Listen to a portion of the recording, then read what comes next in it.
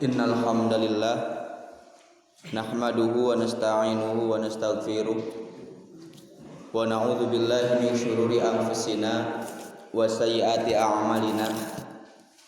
May yahdihillahu fala mudhillalah wa may yudlilhu fala hadiyalah.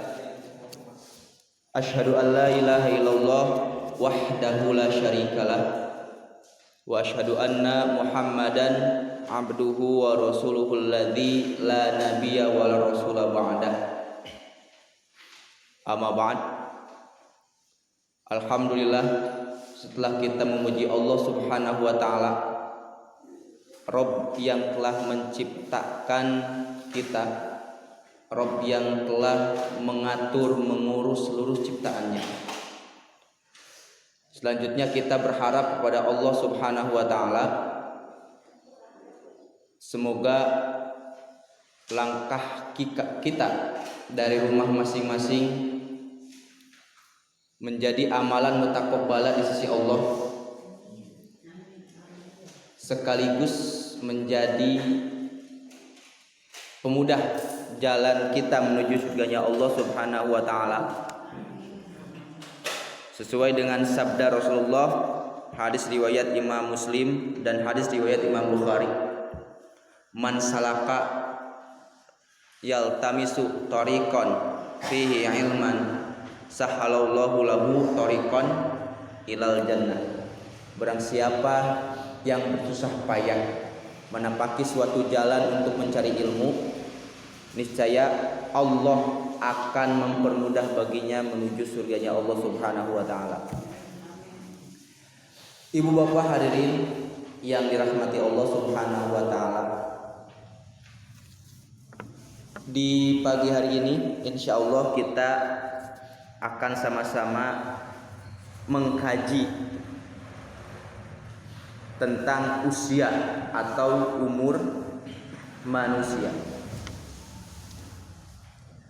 Jika kita ditanya apa itu usia atau apa itu umur, kira-kira apa yang akan kita jawab?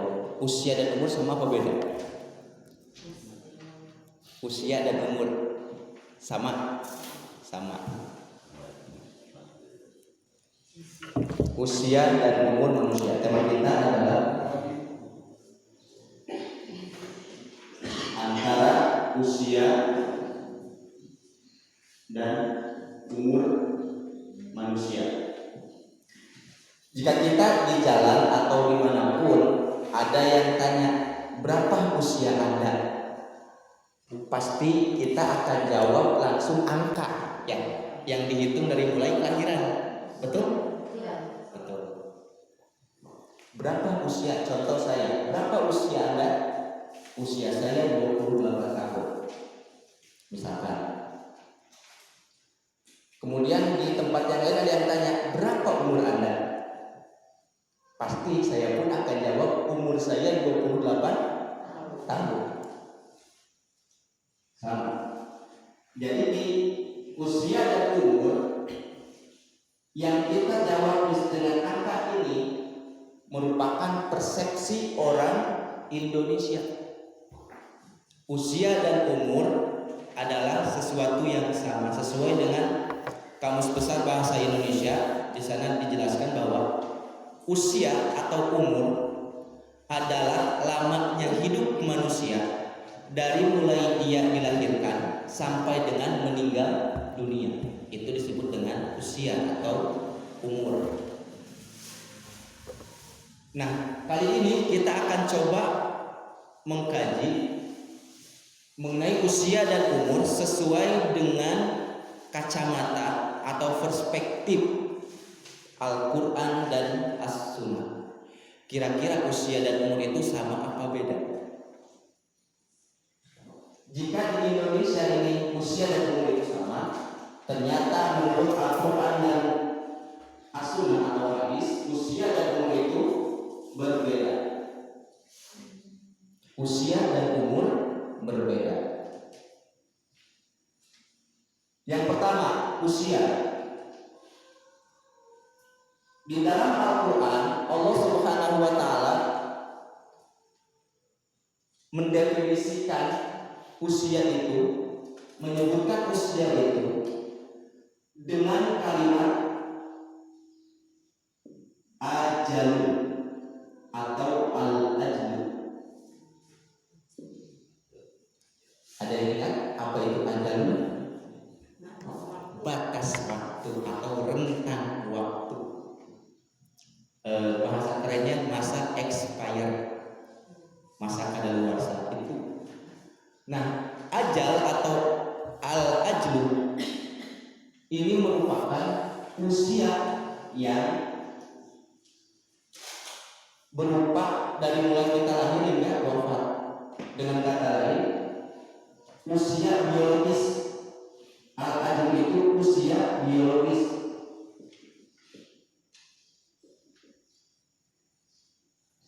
Jika ibu dan bapak masih ada yang ingat, saya pernah waktu itu membahas umur manusia itu dibagi 3. Yang pertama ada umur biologis,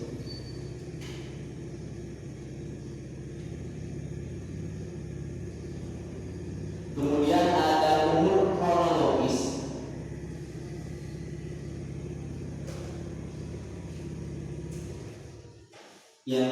yang ketiga umur amal soleh.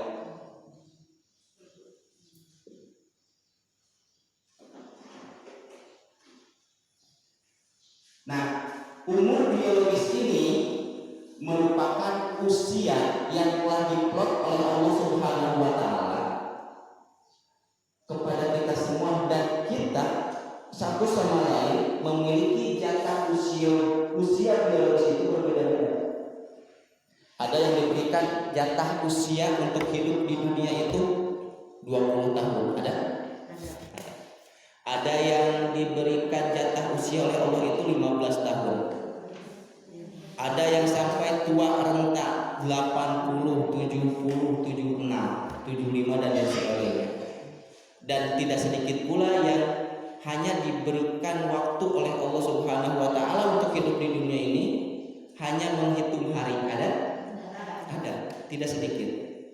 Ada juga bahkan yang hitungan jam. Setelah dilahirkan 2 jam kemudian meninggal dunia. Betul? Nah, itu merupakan ajal atau batas waktu atau usia biologis yang sering kita jawab, berapa usia Anda? Usia saya 28 tahun. Begitu. Nah, sedangkan umur kronologis dan umur amal soleh masuknya ke sini, ke umur. Nah, kalau umur itu berasal dari kata amaro ya muru pakai ain. Di dalam bahasa ini tidak ada itu amaro ya muru. Ada nggak?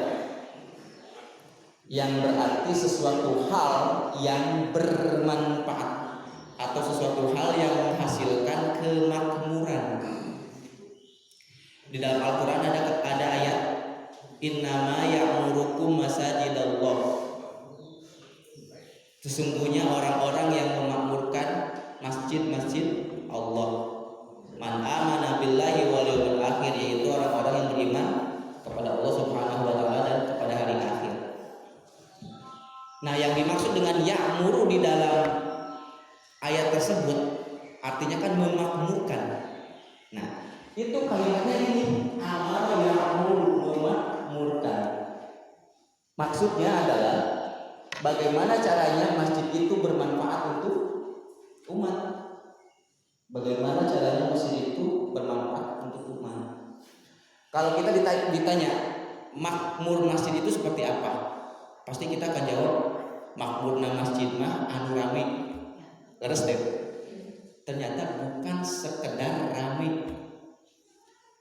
Kalau hanya sekedar rame tapi tidak bermanfaat, itu bukan makmur. Hanya sekedar rame. Tapi makmur itu walaupun jamaahnya sedikit, walaupun yang ikut pengajiannya sedikit, namun isi di dalamnya mengandung manfaat bagi kehidupan dunia ataupun akhirat. Itulah yang disebut dengan memakmurkan masjid. Makanya aneh ketika ada orang yang tidak mau yang merasa risih ketika masjid itu dimakmurkan seperti itu. Ada dengan masjid teh misalkan, sok aya kita jangan suka gitu. Aya salah seorang pasti gitu teh. Nah, ayeuna sekarang kita bahas satu-satu. Yang pertama usia. Tadi kalimat pertama nanti al-ajlu atau ajalu.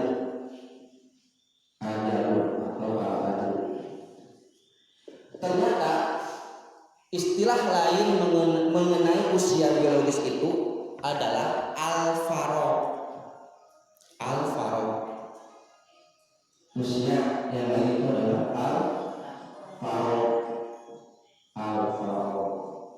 Apa al-faro? Waktu luang. Sebagaimana sabda Rasulullah SAW dalam hadis riwayat Imam Bukhari dari Ibnu Abbas. Di sana Rasulullah SAW bersabda, "Ni'matani yang bunun fihima katsirun minan nas, as-sihhatu wal faragh." Dua nikmat yang sering dilupakan oleh kebanyakan manusia. Yang pertama as-sihhat, kesehatan. Yang kedua al-faragh, waktu luang atau usia atau umur menurut Indonesia. Ketika kita sehat, kadang-kadang kita melupakan kesehatan itu kenikmatan yang begitu besar dari Allah. Setuju?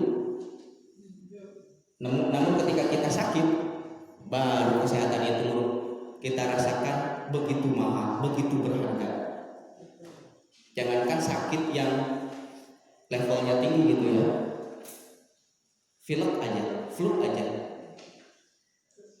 makanya ngucur, baru ya Allah nih sehat teh nikmat, baru kita menyadari ketika kita sakit. Begitu pula usia.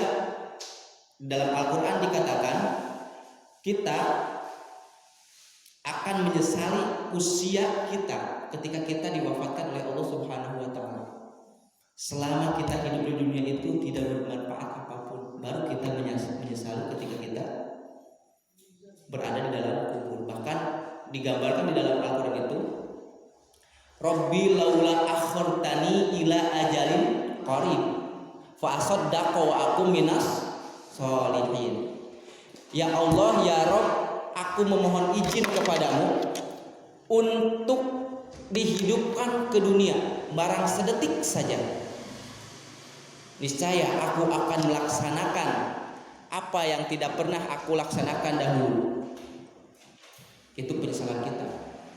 Fa'asaddaqo, dan aku pasti akan beribadah sesuai dengan yang engkau harapkan. Aku akan sholat sesuai yang engkau harapkan. Aku akan bersedekah sesuai dengan yang engkau harapkan. Namun jawaban Allah apa? Sia-sia. Kita tidak akan bisa kembali lagi. Jangankan setelah wafat, sebelum wafat pun kita kadang lupa terhadap usia kita ya. Asa we masih ngorak gitu. Dina istilah kan aya ning istilah tua-tua kladi, makin tua makin menjadi. Itu merupakan salah satu orang yang lupa terhadap usia. Asa ngorak keneh we hidup nanti. Padahal tos tua renta. Tidak melihat teningali ka umur nih istilah namanya. Nempo umur cenah kolot teh masih keneh centil we. Aya gitu. Nah, seperti itu. Kemudian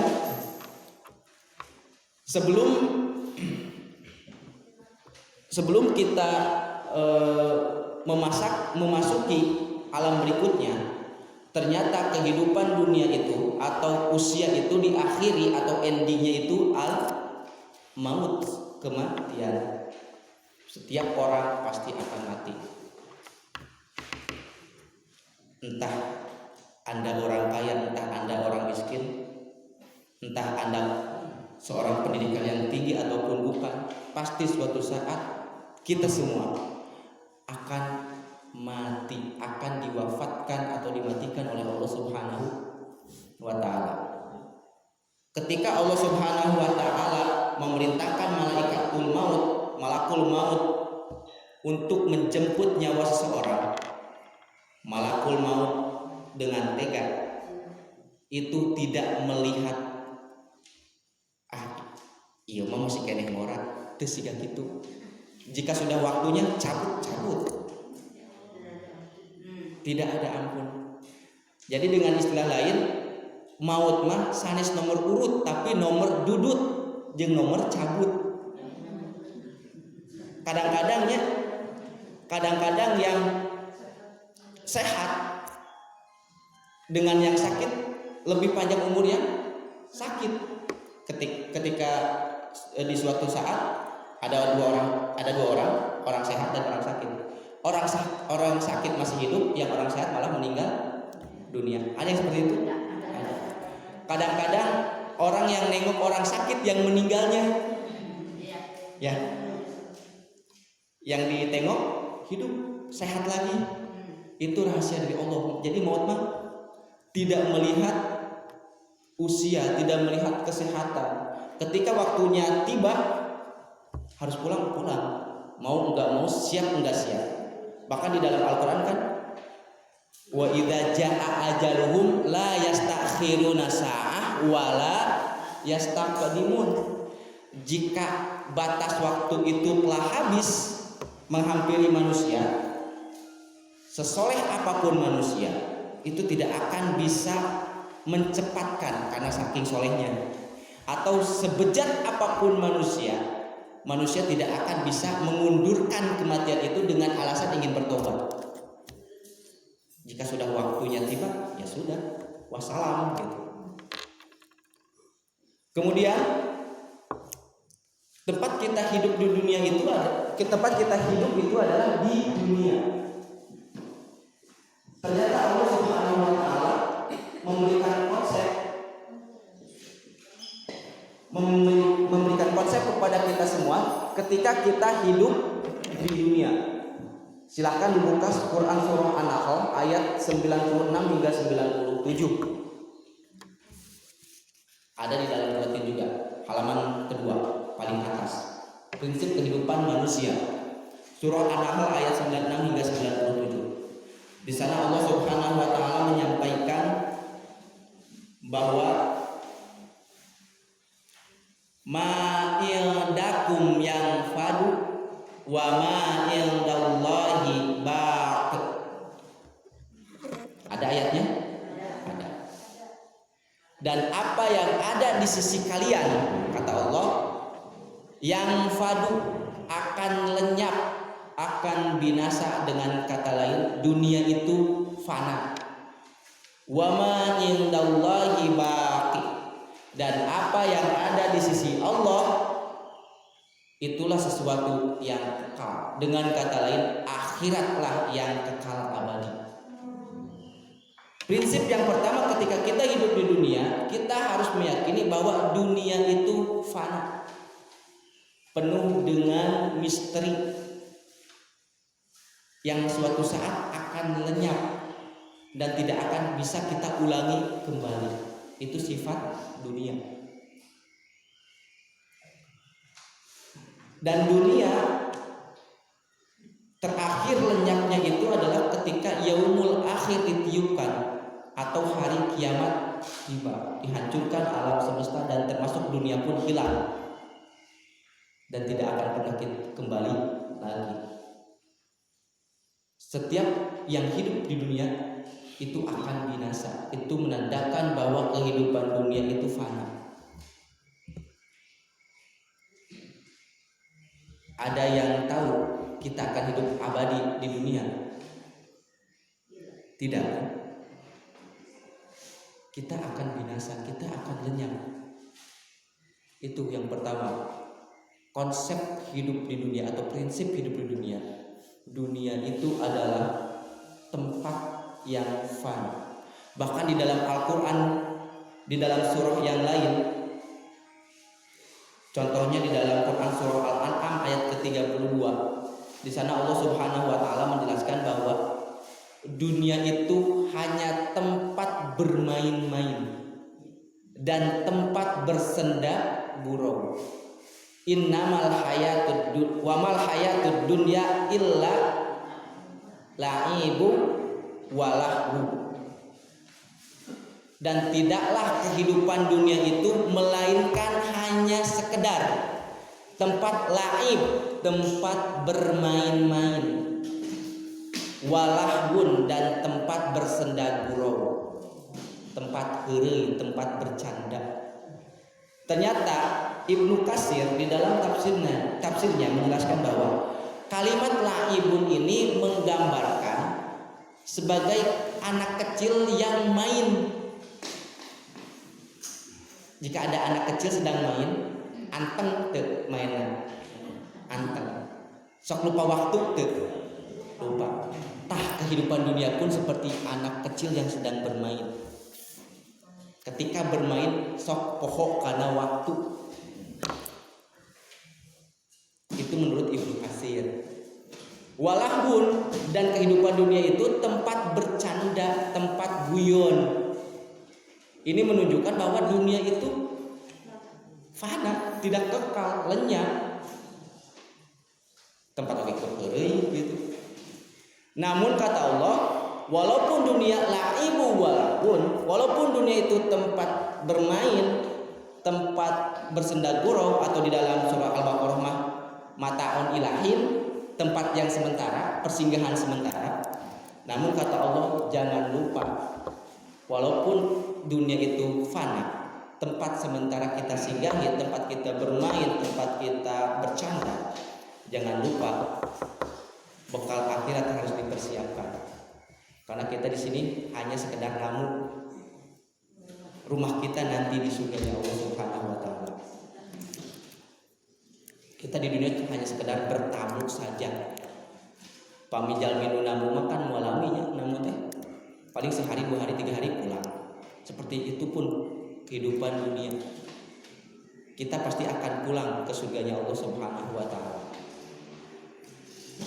Nah, kemudian hadirin ibu bapak yang dirahmati Allah, prinsip hidup di dunia yang kedua itu selain dunia fana, kata Allah Subhanahu wa taala masih di dalam surah An-Nahl ayat 96. Walanajziyannal ladzina sabaru ajrahum bi ahsani ma kanu ya'malun.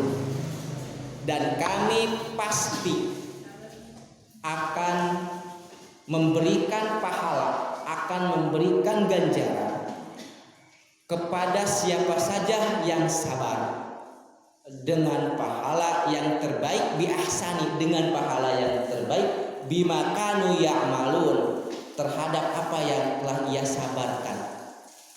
Berarti konsep yang kedua itu, dunia itu tempatnya ujian yang Allah berikan kepada manusia. Tidak ada manusia yang hidup di dunia tanpa ujian Allah. Jika kita tidak ingin diuji oleh Allah, gak usah hidup. Simple. Kalau kita masih ingin hidup, kita harus siap diuji oleh Allah Subhanahu wa ta'ala. Dan ketika Allah menguji seseorang, menguji kita, bukan berarti Allah marah terhadap kita. Namun Allah Subhanahu wa ta'ala ingin melihat kualitas amal kita. Sebagaimana firman-Nya di dalam Quran surah Al-Mulk surat ke-67 ayat kedua. Alladzi khalaqal maut wal hayat liyabluwakum ayyukum ahsanu amala. Dan kami yang menciptakan hidup dan mati, mati dan hidup, untuk menguji kalian semua. Liyabluwakum ayyukum ahsanu amala, agar kami mengetahui siapa sih di antara kalian yang ketika hidup di dunia itu orang yang terbaik amalnya ketika diberikan ujian oleh Allah Subhanahu wa ta'ala. Ada orang tuh sabar aja ketika diberikan ujian. Kadang-kadang orang masuk rudetnya diberikan ujian oleh Allah itu bukan sabar, orang masuk rudet. sok sok rarungsing gitu. Leres deh. Wah, pengalaman salah juga. Kita suka sok rungsing gitu pami diuji ku Allah teh. Nah, iya teh, meni kieu-kieu teuing cenah hirup teh. Betul? Alhamdulillah. Nah, seperti itu. Padahal kata Allah, ketika Allah menguji manusia, Allah tidak akan zalim kepada manusia itu sendiri. Dengan kata lain, ujian yang diberikan itu sesuai dengan kadar kemampuan, dengan kadar keimanan seseorang. Makin tinggi imannya kepada Allah, makin sulit ujian yang Allah berikan. Namun urang mah masih kena iman kelas rendah. Nya ujian ge anu rendah-rendah. Nah, bahkan di dalam surah Al-Baqarah itu digambarkan level tentang ujian yang Allah berikan. Yang pertama level sarro, level rendah. Level rendah mah upami teh mah di level rendah mah ujian teh diseureuleuh jatuh cetuk masih level rendah. Disorodot diseureuleuh naon deui nya bahasa Sunda teh tigedebrung naon lah gitu disoledan.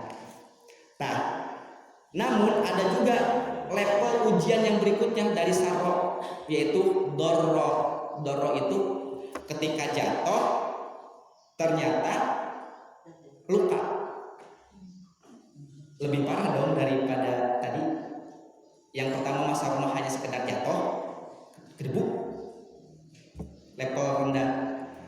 Upami dorro level kedua, pas jatuh raheun karena batuk, karena cucuk atau karena naon we sampai berdarah. Itu level dorro. Ada yang ketiga, level zulzil, goncangan, level paling tinggi. Jatuh, raheutna infeksi, upami dina raheut mah. Seperti itu. Benten teh antawis sarro, dorro, sareng zulzil. Benten. Nah, begitupun ujian yang Allah berikan kepada manusia. Ada yang hanya diberikan ujian itu, dari si ieu mah jika diberikan ujian ini tidak akan mampu. Jadi kieu intina mah, ketika kita diberikan ujian kepada dari Allah kepada kita, berarti kita ini mampu untuk menghadapi ujian tersebut. Tong rungsing intina mah gitu. Kita jalani, kita sabari, dan yang disebut sabar itu bukan berdiam diri saja, melainkan kita berikhtiar. Upami teu damang teh mah urang milarian landong. Kita berobat ke dokter, itu suatu ikhtiar. Hasil akhir bukan kesembuhan. Hasil akhir adalah ketentuan daripada Allah Subhanahu wa taala. Disembuhkan alhamdulillah, diwafatkan ya, gimana lagi gitu kan? Hasil ending dari sakit contohnya. Nah, itu level ujian. Jika kita lihat jenis ujian, ternyata ujian itu dibagi kepada dua. Ada ujian yang diberikan kepada individu, setiap orang, setiap kepala beda ujian dari Allah. Ada ujian yang diberikan kepada kelompok, kepada umat. Upami kepada individu mah, ibu bapak pernah merasakan. Yang umum, contoh yang umum, misalkan bapak ketika masih bujangan ingin mencari seorang pendamping hidup, pasti yang ada di benak bapak-bapak semua, bagaimana caranya saya mencari pendamping hidup itu yang soleh, yang baik, dan yang cantik. Betul tidak Pak? Pasti yang cantik, yang soleh, yang baik. Itu merupakan ujian pertama kepada individu. Namun ketika setelah menikah, ujiannya berbeda kembali. Bagaimana ujiannya itu? Caranya mendidik anak dan istri agar sama-sama berada di dalam koridor Islam. Kadang-kadang kan katanya gitu dan ucap alaman ya. Terus teh antawis ketika bobogohan sareng pas nikah teh benten. Terus teh hari ketika papacangan mah cenah romantis. Terus pas untos nikah henteu sabodonya ta eta teh ujian di Allah. Padahal yang Allah harapkan adalah ketika setelah menikah itu yang diperintahkan untuk romantis. Bukankah menikah itu untuk litas kunu ilaiha mawadah warahmah, sakinah mawadah warahmah. Nu disebat sakinah mawadah warahmah kesimpulannya romantis, tentrem, ayem. Bukan berarti tidak ada percekcokan, namun percekcokan tersebut bisa diselesaikan tanpa melibatkan orang lain. Bahkan Rasulullah mewanti-wanti ketika seseorang telah berumah tangga, kemudian orang tersebut bertengkar, cekcok dengan pasangannya, jangan sampai orang tua masing-masing mengetahui permasalahan. Tong dibawa ka kolot gitu intinya mah. Bahkan ada kalimat yang lain di dalam hadis mah dikatakan bahkan benda di sekitar pun jangan tahu bahwa kita ini sedang bertengkar dengan istri kita. Bukan tetangga, benda, sampai benda yang ada di sekitar pun jangan tahu. Ini menandakan bahwa ketika kita bertengkar, kita cekcok di dalam rumah tangga, kita selesaikan dengan baik-baik dengan berdua, jangan melibatkan orang lain. Itu yang diajarkan oleh Rasulullah SAW kepada kita. Ada juga ujian yang diberikan kepada umat. Nah, kepada umat ini umum. Contohnya ketika umat Islam, kaum muslimin difitnah sebagai umat yang teroris. Ya, ketika umat Islam difitnah sebagai teroris itu adalah ujian. Setuju tuh Islam teroris? Kenapa tidak? Tidak semua orang bisa membunuh. Salah, kurang tepat. Yang pertama, di dalam Islam tidak mengajarkan membunuh. Ketika seseorang itu membunuh tanpa sebab, harus kita garis bawahi semua. Ketika seseorang membunuh tanpa sebab, bukan dalam kondisi peperangan, tidak diridhoi Allah. Bahkan itu merupakan dosa besar. Dengan kata lain, dosa besar sama dengan kufur atau kafir. Ketika ada orang yang dengan sengaja membunuh, bahkan contohnya menghancurkan rumah ibadah orang lain tanpa sebab. Contoh, ngabom gereja. Contoh punten. Yang pertama, selain itu kriminal, di dalam ajaran Islam itu tidak dibenarkan. Teh salah begitu teh. Jangankan ketika situasi aman, ketika situasi peperangan pun Rasulullah mengamanatkan, engkau jangan menghancurkan tempat ibadah, engkau jangan membantai anak kecil, engkau jangan membantai wanita hamil dan orang tua renta. Ya, ini menunjukkan bahwa Islam itu bukan agama yang teroris. Islam itu bukankah Islam itu rahmatan lil alamin? Islam itu rahmat bagi seluruh alam. Jika kita lihat sejarah ke belakang, bagaimana ketika Rasulullah SAW memimpin Madinah, apakah di Madinah pada waktu itu Islam semua, Muslim semua? Tidak. Ada Yahudi, ada Nasrani, ada Yahudi, ada Kristennya. Namun Rasulullah SAW bisa memimpin kota Madinah pada waktu itu dengan adil. Ka Islam adil, ka umat agama yang lain pun adil. Dan Rasulullah ketika bertetangga dengan Yahudi sekalipun, Ketika Rasulullah masak, apa yang Rasulullah lakukan? Memberikan masakan tersebut kepada orang tersebut, kepada orang Yahudi tersebut.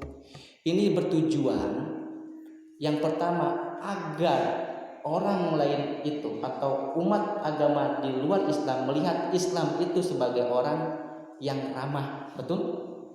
Yang kedua, agar mengait hati mereka agar cinta kepada Islam. Ketika hatinya telah tertarik kepada Islam, suatu saat dipastikan dia akan masuk ke dalam Islam. Nah, nolongnya tina hati heulanya. Bukankah ibu dulu ketika melihat bapak itu karena hati dulu? Terus deh, karena ada kurunyuk dina hati. Nah, nolongnya tina hati heula awal nama. Nah, kemudian ibu bapak yang dirahmati Allah Subhanahu wa taala, konsep kehidupan yang ketiga menurut Quran surah An-Nahl ayat 97-nya. Man amila sholihan min dzakarin au unsa wa huwa mu'minun. Dan barang siapa saja amilah yang mengerjakan sholihan, kesalehan, min dzakarin au unsa, baik itu laki-laki ataupun perempuan, wa huwa mu'minun, dan dia itu seorang yang mukmin, falanuhyiyannahu hayatan thayyibah, niscaya kami akan memberikan kehidupan di dunia itu thayyibah, yang baik. Bahkan para mufasir menafsirkan hayatan thayyibah di sini bukan hanya sekedar kehidupan dunia, bahkan thayyib di akhirat. Atau di dalam doa kan kita sering doa Rabbana atina fid dunya wa fil akhirati hasanah. Nah, yang dimaksud dengan hayatan thayyibah di dalam ayat ini adalah hasanah di dunia dan hasanah di akhirat. Konsep yang ketiga, ketika kita hidup di dunia adalah dunia itu tempat kita berkarya atau tempat kita bercocok tanam. Walaupun dunia tempat sendaguro, walaupun dunia tempat kita bermain, namun jangan lupa dunia ini adalah tempat kita beramal soleh. Nah, inilah yang disebut dengan umur, Bu. Ketika kita melaksanakan amal soleh, itulah umur kita. Amal soleh bermanfaat tidak kepada orang? Bermanfaat. Ketika di jalan ada batu menghalangi jalan, kita kepinggirkan. Itu amal soleh bukan? Amal soleh. Bermanfaat untuk orang lain? Bermanfaat. Itulah yang disebut dengan umur.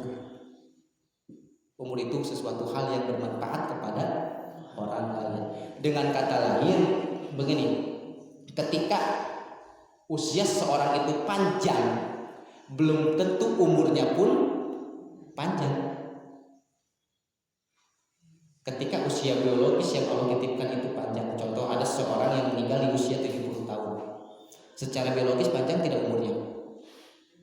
Panjang ya, 60 sekian. Namun secara umur amal soleh panjang tidak? Belum tentu. Betul. Kita coba hitung-hitungan. Bagi Anda anu usia berapa tahun? 70. Baik. Aduh, 70 tahun. 70 tahun usia dunia. Menurut para ahli, setengahnya itu dipakai untuk tidur. Selama 35 tahun berarti kita tidur. Dari mulai bayi, tidur siang, tidur malam, tidur tengah hajat, kadang-kadang tidur di Jumatan, tidur di Pangausan. Hitung sadayana, ambil setengahnya. Berarti umpama usia 70 tahun, tidurnya 35 tahun. Apakah yang 35 tahun itu merupakan umur amal soleh? Belum tentu. Ada rumus yang lain. 70 ini misalkan kita ambil yang rata-rata. Ketika seseorang itu diberikan takdir tugas dari Allah.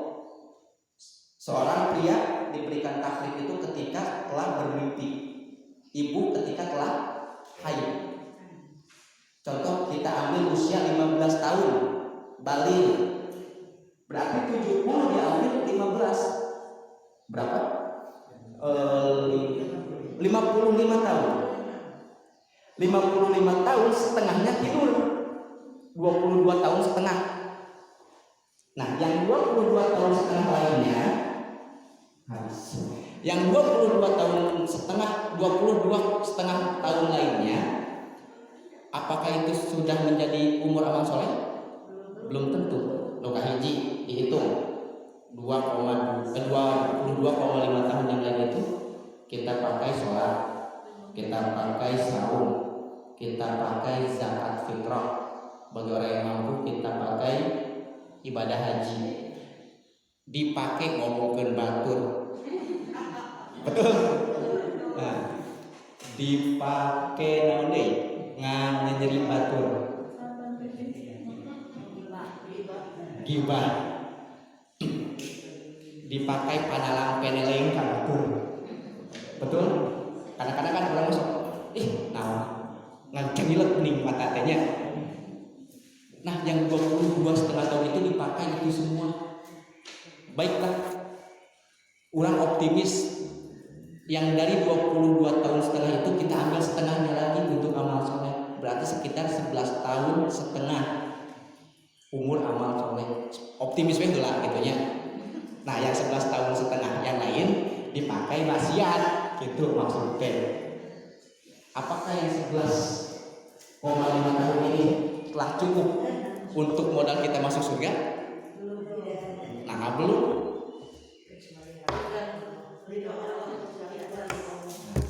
Ternyata Rasulullah SAW bersabda, amal seseorang itu tidak akan bisa memasukkan orang tersebut ke dalam surga.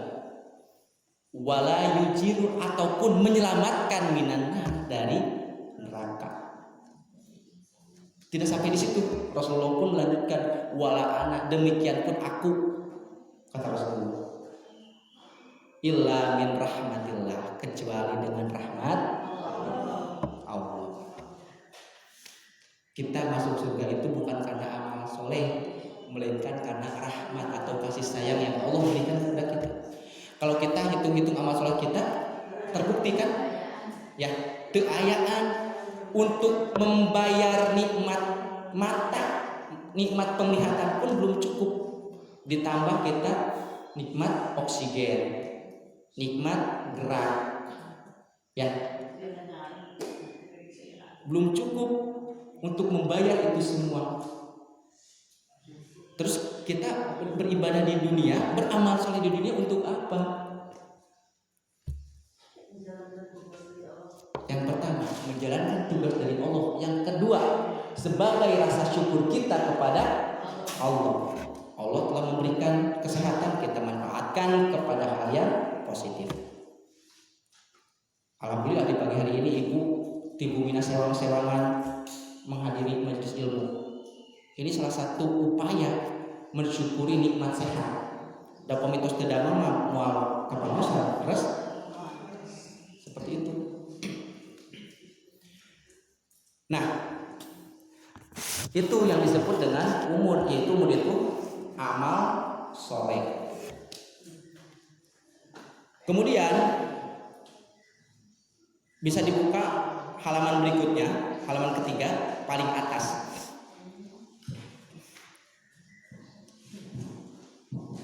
Di sana ada ayat 40, ayat 15 dari surah Al-Ahqaf, surat Al-Ahqaf ayat 15.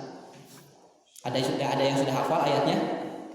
Wawasainal insan biwalidayhi ihsana hamalathu ummuhu kurhan wa wada'athu kurhan wa hamluhu wa fisaluhu 30 syahra hatta idza balagha asyuddah wa balagha 40 sana qala rabbi auzi'ni an ashkura ni'mataka allati an'amta 'alayya wa 'ala walidayya wa an a'mala shalihan tardah wa aslih li fi dzurriyyati inni tubtu ilaika wa inni minal muslimin.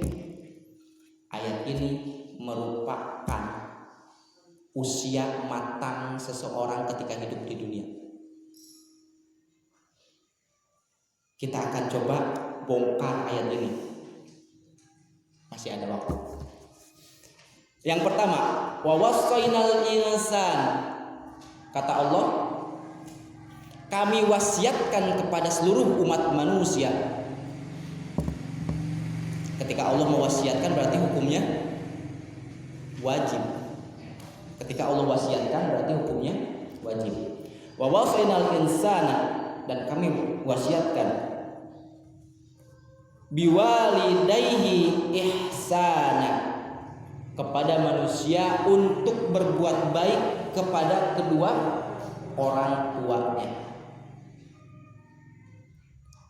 Hamalathu ummuhu, ibunya yang telah bersusah payah, mengandung dengan bersusah payah.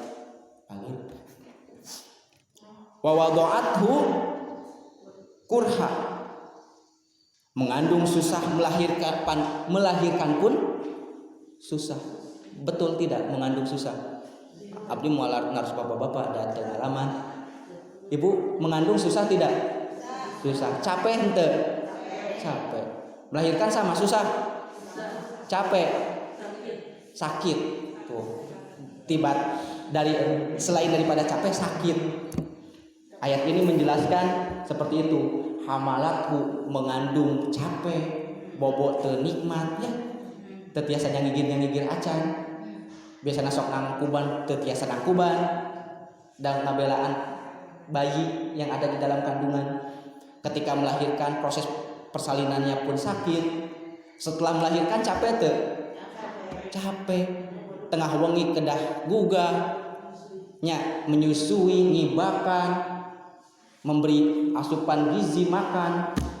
Ini digambarkan di dalam ayat ini. Wa wada'athu kurha wa hamluhu wa fisaluhu 30 syahra. Bahkan memberi ASI pun selama 30 bulan. 30 syahra. Menurut Al-Qur'an ternyata Ibu, ternyata menurut Al-Qur'an jika dihitung dari mulai mengandung sampai batas akhir penyusuan itu salatuna syahra, 30 bulan dari mulai mengandung. Kalau mengandung itu 9 bulan sana ya, mengandung 9 bulan berarti menyusui anak itu menurut Al-Qur'an 21 bulan, total 30 bulan. Wa fisaluhu, dan menyapihnya salatuna syahra, pada usia ke-30 bulan. Hatta idza balagha asyuddah, dan sampai pada waktunya seorang bayi yang dirawat oleh ibu tersebut, oleh ayah tersebut, balagha, sampai asyuddah, di usia matang. Asyuddah itu kalau terjemahan bahasa Indonesia itu usia kuat, dewasa. Namun jika kita lihat tafsirnya, ternyata asyuddah itu adalah usia matangnya seseorang, baik itu dari segi pemikiran, kepribadian, bahkan perilaku. Pikiran, kepribadian, dan perilaku kehidupan sehari-hari telah sempurna. Pada usia berapa itu? 40. Arba'ina sana, pada usia 40 tahun. Ibu bapak di sini telah mencapai usia tersebut, berarti ibu dan bapak telah sampai ke sempurnaan atau kematangan hidup. Nah, lamun tiamah ada orang yang usia 40 tahun namun dia tidak sayang kepada ibu bapak, harus dipertanyakan, kepada orang tuanya harus dipertanyakan. Berarti orang tersebut tidak bisa mencapai kesempurnaan itu. Arba'ina sanah, pada usia 40 tahun. Dan ternyata Bukan sampai di situ saja. Allah Subhanahu wa taala memberikan doa khusus. Qala rabbi auzi'ni, ya Allah ya Rabb, bimbinglah aku, auzi'ni, bimbinglah aku, an ashkura, untuk mensyukuri nikmatika, nikmat-nikmatmu, allati an'amta alayya wa ala walidayya, yang telah engkau berikan kepadaku dan yang telah engkau berikan kepada ibu bapakku, kepada orang tuaku. Poin yang pertama dari ayat tersebut apa? Dari doa tersebut, ternyata kita setelah melalui usia 40 tahun diamanatkan oleh Allah Subhanahu wa taala, yang pertama bersyukur terhadap Allah, yang kedua apa? Bersyukur terhadap orang tua. Bagaimana caranya berterima kasih kepada orang tua? Berbakti, urus orang tua, seperti itu. Orang tua kita jika masih ada, semakin rentah usianya, semakin lanjut, kita urus. Itulah tanda syukur kita kepada orang tua, berbakti. Upami orang sebagai orang yang mampu, apa yang diinginkan kita berikan. Kita harusnya ingat ketika kita dulu waktu bayi, orang tua tidak memikirkan apapun ya. Kadang-kadang ketika ibu sedang makan, bayi kita pup ya, buang hajat, apakah kita akan membiarkan bayi tersebut atau kita akan memberhentikan makan terlebih dahulu? Kadang-kadang kita kan sesuai dengan curhatan yang pernah saya dengar gitu, orang tua mah cenah kolot mah sok sanajan keur dahar wae cenah, mun budakna cenah ngompol budakna cenahnya BAB saurna teh sok tara inget ka daharna langsung dibersihan, seperti itu. Kita istirahat sejenak.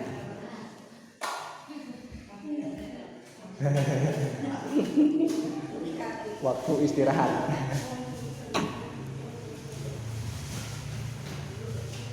Lanjut Ibu? Lanjut.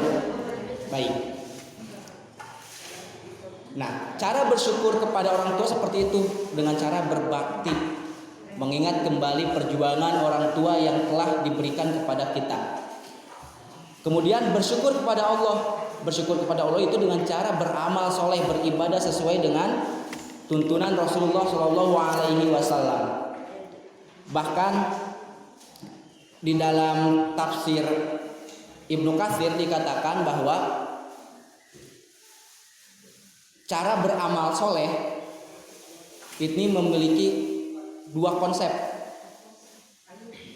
Beramal soleh itu memiliki dua konsep menurut Ibnu Katsir. Yang pertama, amal soleh itu harus sesuai dengan syariat Allah, wafiqan li syariatillah. Yang kedua, amal soleh itu harus didasari dengan niat ikhlas karena Allah. Dan Ibnu Katsir ternyata mengomentari atau berpendapat, fakulu amalin, setiap amal la yakunu khalison, yang tidak didasari dengan keikhlasan, wa ala li syariatillah, dan tidak didasari dengan syariat Allah, fahuwa batil, maka semuanya itu sia-sia. Jadi konsep beramal soleh itu yang pertama ikhlas, yang kedua sesuai dengan syariat Allah. Nah, selain daripada itu, ternyata Ibnu Katsir di dalam menafsirkan ayat 15 dalam surat Al-Ahqaf, kenapa sih Allah Subhanahu wa taala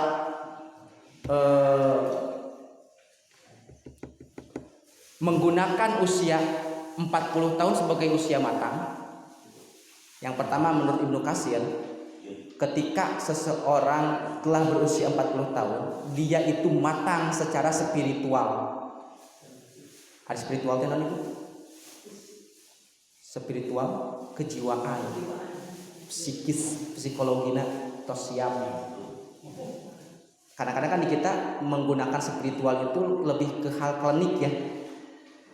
Ahli spiritual berarti ahli jin. Ya, di urang mah di Indonesia. Cobi we upami nonton TV ada salah satu mbah misalkan mbah anu sok aya di hadap teh ahli spiritual atau supranatural. Padahal spiritual itu jiwa kita, di dalam kita itu spiritual kita.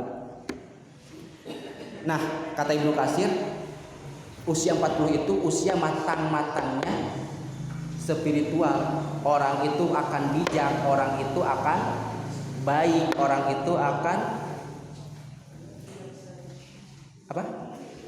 Lebih senang berada di lingkungan keluarga. Itu usia 40 tahun. Ketika ngumpul dengan keluarga atau bunga senang, nah itu usia 40 tahun ke atas. Namun Ibnu Katsir pun menambahkan hati-hati dengan usia 40 tahun. Ketika kita memiliki perilaku yang tidak baik dan sampai usia 40 tahun kita tidak berhenti, ternyata kata Ibnu Katsir perilaku tersebut tidak akan bisa kita tinggalkan. Misalkan nuju mudana urang sok labi misalkan atanapi urang sok nonton konser dangdutan goyang misalkan, mencapai usia 40 tahun belum berhenti, belum bertaubat. Menurut Ibnu Katsir perilaku buruk tersebut akan sampai tua. Jadi batasnya 40 tahun, batas terakhir. Berarti dengan kata lain, lamun orang hayang ningali batur usia mudanya seperti apa, tinggali usia 40 tahun ke sini, ke sana gitu. 40 tahun ke atas. Misalkan usia 40 tahun masih kena resep heureuy ka awewe. Oh, berarti kan orang kayak gitu. Soalnya itu tidak akan bisa dirubah jika tidak tobat di bawah umur 40 tahun. Tidak berhenti di umur 40 tahun. Misalkan ibu sok ngaheureuyan suami punten, ieu mah contohnya sok ngaheureuyan suami orang misalkan. Naudzubillah contoh ieu mah. Misalkan ada seorang perempuan yang suka ngaheureuyan teh naon sih bahasa Indonesia teh? Menggoda. Suka menggoda suami orang. Nah, pelakor satu. Perebut laki orangnya pelakor teh. Pelakor. Usia muda misalkan dari mulai usia 25, ternyata usia 40 masih melakukan hal itu. Itu sampai tua, sampai wafat pun dia akan melakukan hal yang demikian. Namun jika misalkan dia berhenti di usia di bawah 40 tahun, misalkan usia 39, kata Ibnu Katsir itu masih bisa dimungkinkan untuk berhenti. Jadi hal-hal negatif itu bisa berhenti ketika kita berhentinya itu di usia muda atau di usia di bawah 40 tahun. Dan terakhir karena waktunya telah habis, sisanya insya Allah di lain waktu. Ada berapa poin lagi? Tadi baru Robbi Auzi'ani ya. Bersyukur kepada Allah dan bersyukur kepada orang tua. Bersyukur kepada Allah dengan cara beribadah, beramal soleh, dan bersyukur kepada orang tua dengan cara berbakti kepada kedua orang tua. Akhirnya karena waktu telah menutup, telah mengakhiri, telah tidak bersahabat dengan kita semua.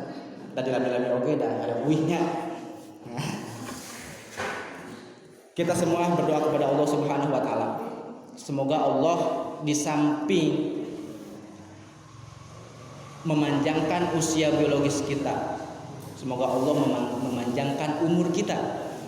Dengan kata lain, Allah meneguhkan hati kita di dalam syariat Allah Subhanahu wa taala. Rabbana la tuzigh qulubana ba'da idh hadaitana wa hab lana min ladunka rahmah innaka antal wahhab ya muqallibal qulub tsabbit qalbi ala dinik wa la ta'ati. Rabbana atina fid dunya hasanah wa fil akhirati hasanah wa qina adzabannar. wa du'atu kifaratul majlis. Subhanaka Allahumma wa bihamdika asyhadu an la ilaha illa anta astaghfiruka wa atubu ilaik.